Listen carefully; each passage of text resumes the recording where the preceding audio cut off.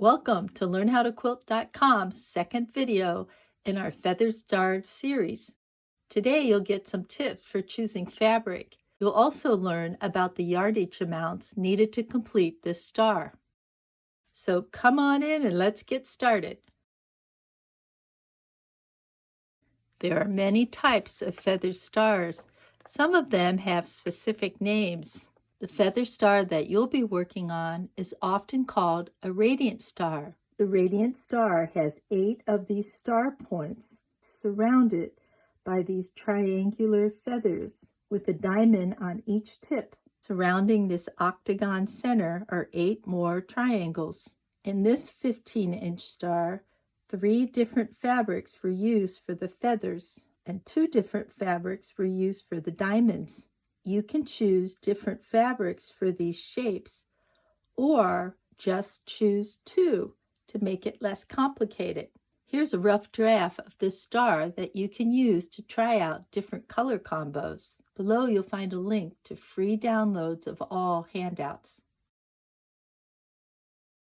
It's pretty easy to pick the colors for this star, but finding fabrics for each one of those shapes is a bit more challenging. When choosing fabrics, you'll want to pay attention to the colors, pattern, and value of each material.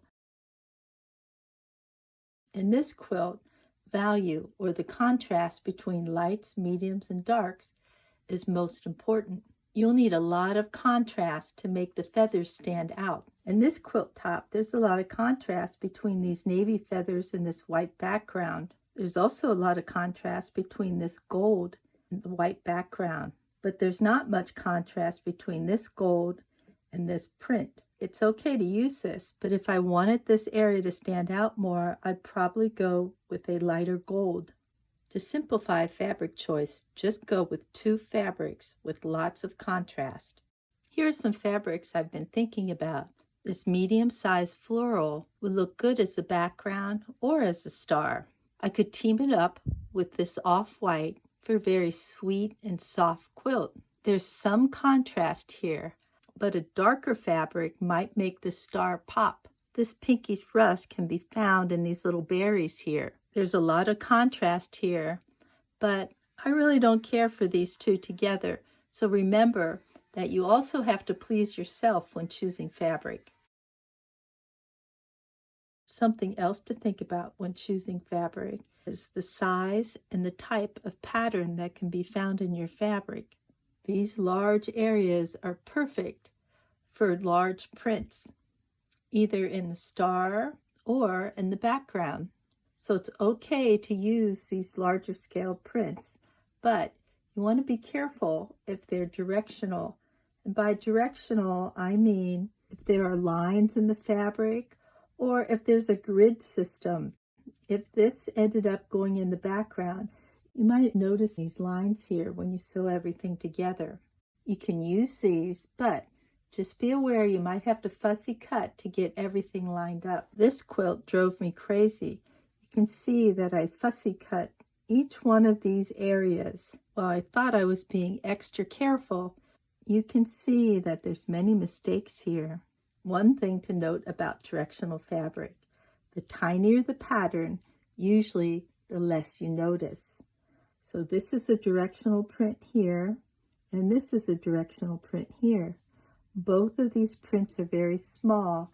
You don't notice so much that they don't line up. Also note that while this is a floral, it's also directional. Can you see these lines running through this print here?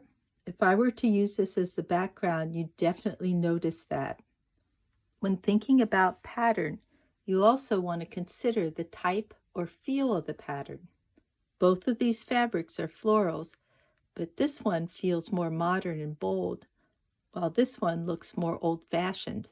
Both of them contain many of the same colors, but they probably wouldn't look good in the same quilt. Colors in this piece don't match up exactly with the colors here, but the feel of the design works well with this floral.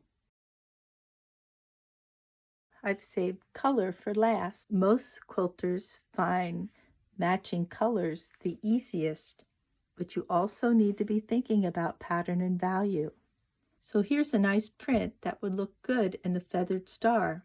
The colors in these two fabrics match, but this pattern has an Asian feel to it, while this pattern is more of a floral. Here's another fabric whose colors blends in with these two. There is some direction to this pattern, but it's very small, so you might be able to get away with using this. This fabric's an old standby.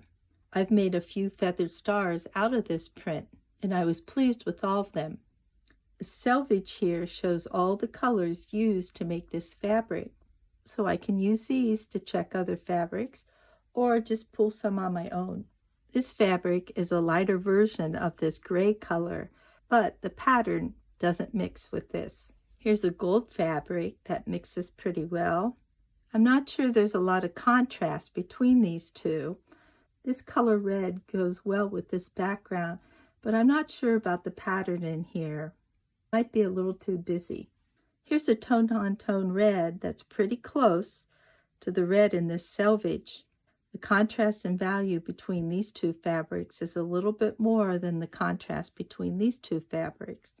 So if I'm just choosing two fabrics, these might be okay. If you want to add more fabrics in your feathered star, start gathering up your choices, either your fabric scraps or bolts at the fabric shop. Decide on the background. In this case, it's the white floral. And then use it to interview different fabrics. I've got the navy with the white floral for the center, and the navy with the white dots for the kite shapes, and then plain navy for the feathers. As I change out pieces, I gradually eliminate until I find what I like. Sometimes I'll cut out the pieces to better see. I really wanted a floral English cottage type quilt.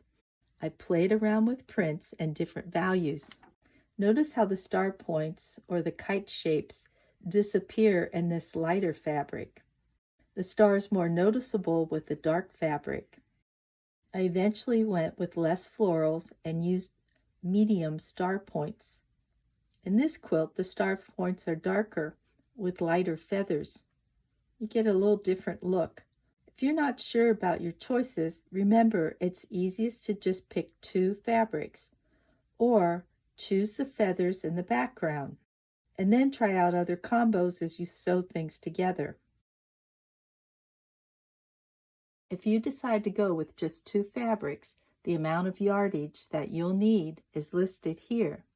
I've also added these layout plans. You can see that these aren't exactly drawn to scale, and I apologize because my computer program's not working right, but I've tried to give you the layout for the background fabric and for the feather fabric, and I've listed the cutting sizes of the pieces. I also have this chart listing the cutting sizes along with the finished sizes. Let's say that you want this octagon in the center, which is F, to be of a different fabric. So I come over here and I see on the layout that this is a 15 1/16 inch square. So I'll need to purchase a half yard or a fat quarter of a different fabric for the center octagon. Maybe you decide you want the triangles around the octagon to be a different fabric. Whoops, let's use this one. This one shows a little bit better. That's the letter G. So I can come over here and I see that I need to cut a square 7 1/4 inches and then two squares 5 1/8 inches. So I can look up the cutting size here, or I can come over here to this layout and I see the 7 1/4 inch square and the 5 1/8 inch squares. And I know that I can fit this in a 1/4 yard. So if I want G to be different fabric, I'd buy a 1/4 yard of that fabric. By now, maybe you've noticed something weird about this letter C and E. In one scenario, you have squares here, that's the letter C, or instead of those squares, you can have two triangles, which is the letter E. So if you decide you want a square in each corner, you'll need to cut 8 squares. Here's the layout plan. Cutting these 8 squares will do away with 16 of these triangles. So before cutting out your fabric, you'll need to decide if you want squares or triangles in those corners. Now I'll be going over these cutting directions again before we sew the pieces together. But for now, I just wanted you to see how I figured out this yardage. I also have a confession to make on how I ended up choosing yardage. I wanted to use up some of my leftover fabric. I also had some leftover pieces cut from demos that I used when I used to teach this Feather Star class. So I decided to use these for the feathers and these pre-cuts for the kites. Small printed fabric might look a little out of place, but the strong difference in value against the dark red will really make the feathers stand out. I had enough yardage to cut the background out of this and the diamonds out of this. Down the road, I might decide to try something a little bit different for the center and the center triangles. You think you're feeling more confident about choosing fabric? Remember, the easiest choice is 2 high contrasting fabrics that you like. By now you might be tempted to cut out all your pieces, but it's probably best to wait till we get to that part in the series. In the next video, you'll start cutting your feathers and you'll learn about a quick piecing method that will also help with your accuracy. Hope you stay tuned.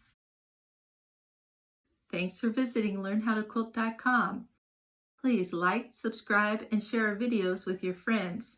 Remember, if you're trying to find us on the internet, type in LearnHowToQuilt.com. Don't forget the .com. Using the .com will get you right to our site.